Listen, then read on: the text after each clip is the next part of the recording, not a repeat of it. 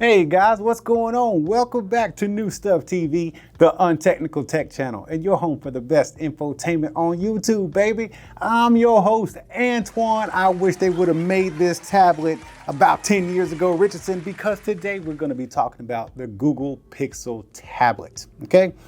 And yes, I wish they would have made it a long time ago. Simply because in 2018, the Google Home Hub came out, and actually that was about 5 years ago.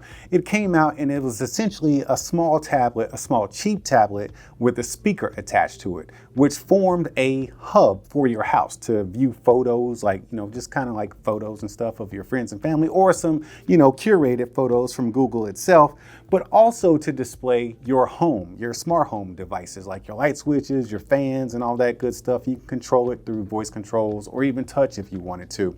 And if you wanted to play music, you could also connect it with other Google Home or now Nest devices, and then you would have kind of like a whole home sound. It wasn't going to be the highest of quality, but it is going to sound good as far as having ambient sound in your house. But way back in 2011, the Galaxy Tab 10.1 and 8.9 came out, along with their multimedia dock, which is what they called it, the Samsung Galaxy Multimedia Dock. That's probably what they called it.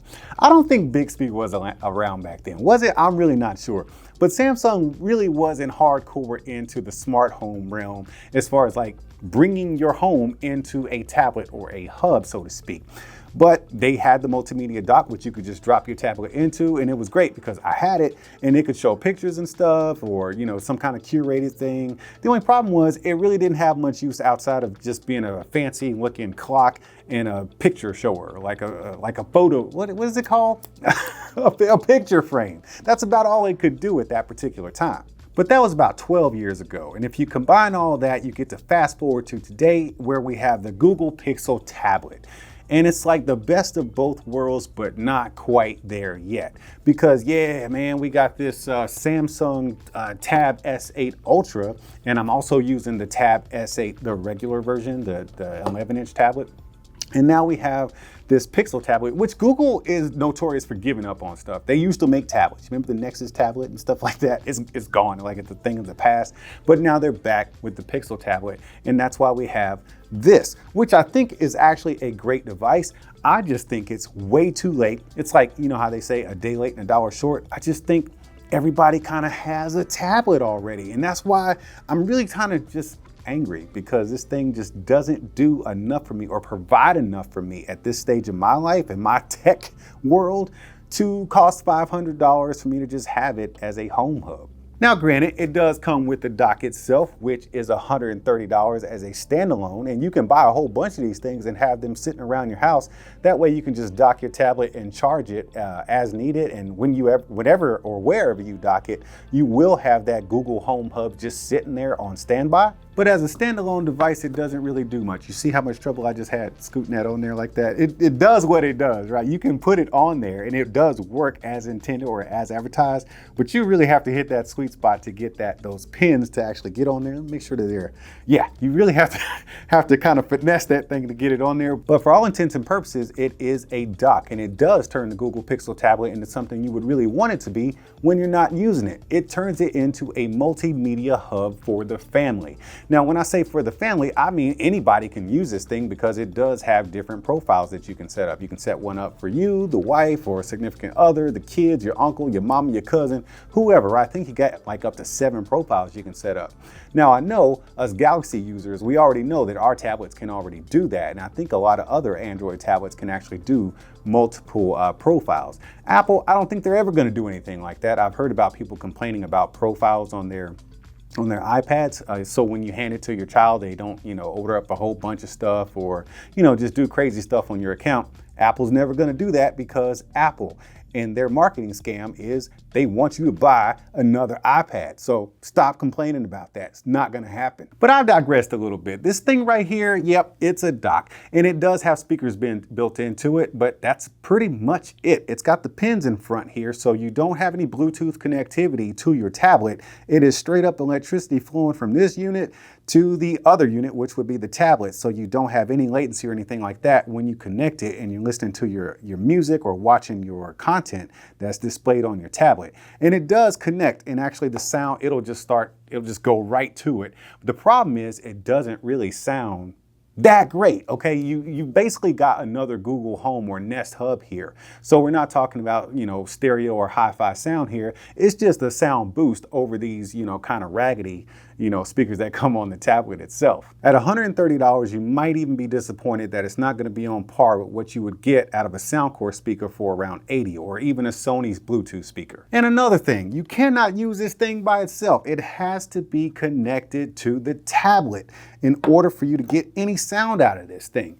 Now, I don't know, that might not matter to some people, but for $130, I think I'm gonna need a little bit more out of a dock, you know what I'm saying? I'm just saying, man. Now let's just get to the tablet side of things. I do believe it is a good, inexpensive tablet. And with that being said, it does have some downsides because this is not gonna be your premium tablet, even though it feels kind of premium. It's got a metal back that's coated with some soft stuff, I guess it is. You got a fingerprint scanner on the power button, which is always nice.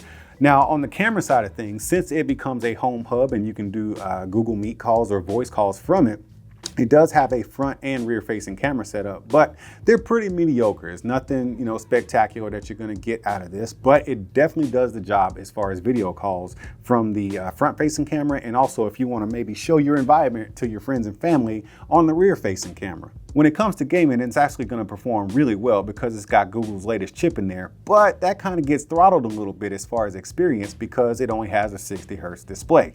When you take this thing outside, just take it back inside. It ain't going to work out for you, man. You could take it outside, but you're going to be struggling to see because the screen really doesn't get outdoorsy bright. In the case of spending $500 to get a tablet that comes with a dock that turns it into a home hub, I think you're getting a great deal. I think you're getting a fantastic deal. But here's my problem. Most of us already own at least one tablet, whether it's an iPad or a Samsung Galaxy tablet. So this is where I implore. I don't understand why Samsung and Apple have not done this combination already. They've sold us so many tablets since 2010 and 2011. So many stinking tablets. In fact, I paid $500 not too long ago for the Galaxy Tab S8. Okay, this is a $500 tablet and it came with a USB-C charger. That was it. It did not come with a dock.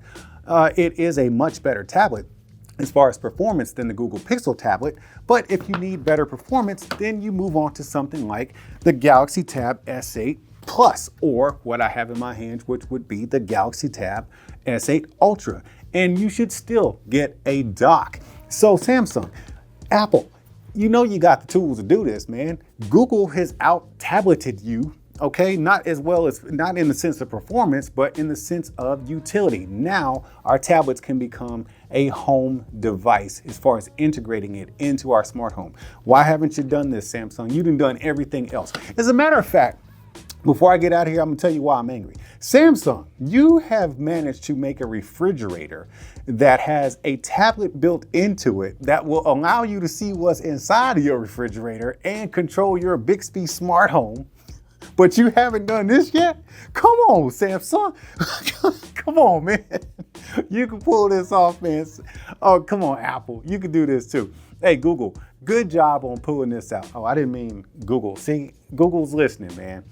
I gotta wait for that thing to cancel out. But anyways, Google, you did a good job, okay? This is a great tablet, great setup, but it's kind of late to the game. Most of us already have tablets. So in the sense of someone who already has a tablet, if you do want a home hub, you might as well just go ahead and spend less money getting a Nest Home Max versus getting the Google Pixel tablet. I hate to tell you that because when new stuff comes out, I'm always trying to get my hands on it because I like new stuff, and so do you. That's why you keep coming here. But in this case, I can't recommend this to someone who already owns a Samsung or a Samsung tablet, Android tablet, or a Samsung or a iPad. I can't recommend it, man. Either way, I'm not an expert in this kind of stuff, but what I do know is Samsung, Apple, y'all should have did this about a decade ago. Now, y'all keep being good to each other, and I'll see you when I see you.